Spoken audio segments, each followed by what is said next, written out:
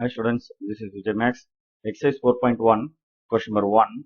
Find the values of x such that first subdivision minus 10 pi less than to x less than to 10 pi and sin x equal to 0. Second subdivision minus 3 pi less than to x less than to 3 pi and sin x equal to minus 1. So first subdivision பார்க்கலாம். So first subdivision என்ன கொடுத்துரும் பாருங்க, sin x equal to 0.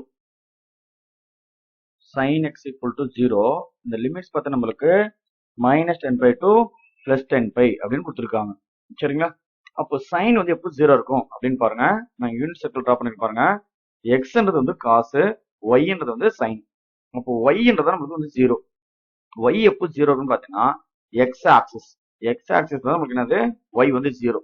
அதான் நமக்கு பாருங்க 0 degree 1 pi 2 by அப்படின்னு நம்ம unit circle இருக்கும்ல, அந்த 0 டிகிரி பாருங்க 1 பை 2 பை இதோட வேல்யூ எல்லாமே நம்மளுக்கு என்னது சைன் 0. நமக்கு அப்படி இது கண்டுபிடிச்சு சொல்லிருக்காங்க 10 பை வரைக்கும் கண்டுபிடிச்சு சொல்றாங்க. ஸோ 1 ஃபுல் சர்க்கிள் அப்படின்னா 2 பை, அதே மாதிரி நெக்ஸ்ட் ஃபுல் சர்க்கிள்னா 4 பை. அப்படியே நம்மளுக்கு 10 பை வரைக்கும் போனாலும் நம்மளுக்கு எல்லாமே நம்மளுக்கு என்னது 0 தான். அப்போ எக்ஸ் ஆக்சிஸ் மேல நமக்கு வர வேல்யூஸ் எல்லாம் நமக்கு என்னது 0. அதாவது நம்மளுக்கு 0ல இருந்து 1 pi 2 pi up to 10 pi வந்தாலும் 0 தான். இதே மாதிரி நெகட்டிவ் சைடு பாருங்க, கிளாக் வைஸ் பார்க்கணும். கிளாக் வைஸ்னா இது 0, இது மைனஸ் பை, இது minus 2 pi. So clockwise பார்த்தாலும் நம்மளுக்கு அதே எக்ஸ் ஆக்ஸ் தான் வருது. கண்டிப்பா அதுவும் நம்மளுக்கு என்னது 0 தான். அப்ப நம்ம எப்படி எழுதலாம் பாத்தீங்கன்னா, இந்த எக்ஸ் ஈக்குவல் டு பாருங்க 0 then plus or minus pi. Plus பைனாலும் 0 தான், மைனஸ் பண்ணாலும் 0 தான். தென் அதே மாதிரி plus or minus 2 pi then etcetera இதே மாதிரி பிளஸ் ஆர் மைனஸ் வந்து 10 பை.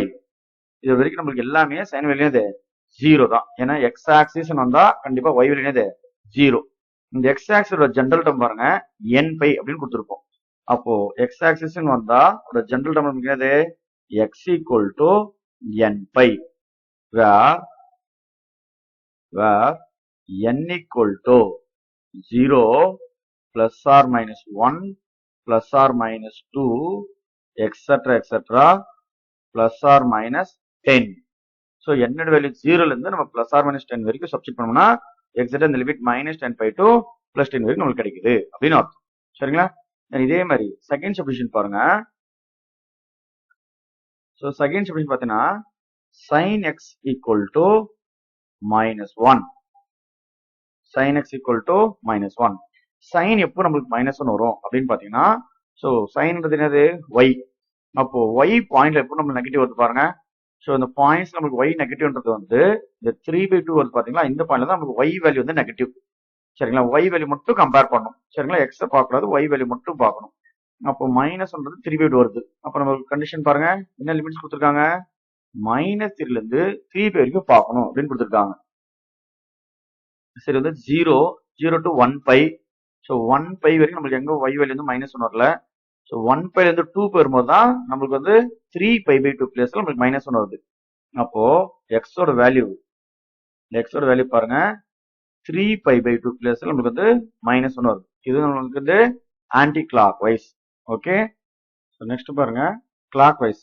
ஸோ கிளாக் வைஸ்னா பாருங்க 0 to minus pi, minus pi to minus 2 pi, minus 2 pi, minus 3 pi. So இதுதான் நம்மளுக்கு வந்து மைனஸ் 3 பை. அப்போ ஃபர்ஸ்ட் பார்க்கலாம்.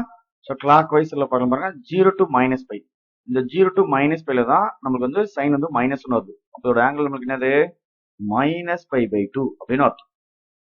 Minus by by 2. தென் அடுத்தது minus pi to minus 2 pi. இதுக்குள்ள நம்மளுக்கு எங்க மைனஸ் 1 வந்து வரல. தென் அடுத்தது மைனஸ் 2 பைல இருந்து திரும்பி இது வந்து மைனஸ் 3 பை. மைனஸ் 2 பைல இருந்து நெக்ஸ்ட் செகண்ட் ரவுண்ட் வரும்போது இது வந்து மைனஸ் 3 பை அப்படின்னு அர்த்தம்.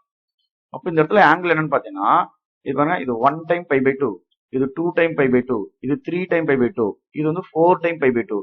இது நெக்ஸ்ட் வேல்யூ பாத்தீங்கன்னா செகண்ட் ரவுண்ட் வரும்போது இது வந்து minus 5 times pi by 2.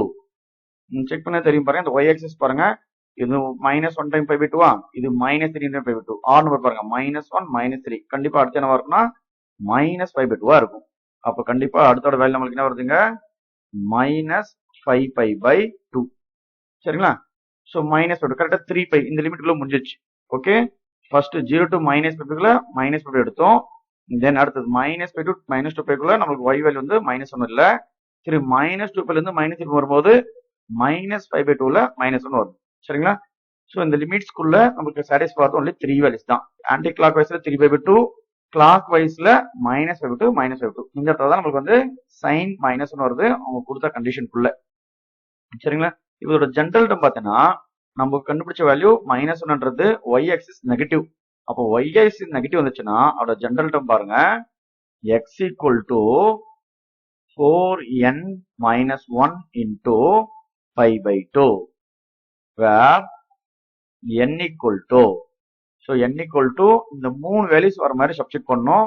So என்னென்ன வேல்யூஸ் வருது பாருங்க, n-க்கு 0 அப்படின்னு சப்ஸ்டிட் பண்ணா கரெக்டா -5/2 வருது. தென் n-க்கு 1 சப்ஸ்டிட் பண்ணா 4 - 1 பார்த்தீங்கன்னா 3/2 வருது.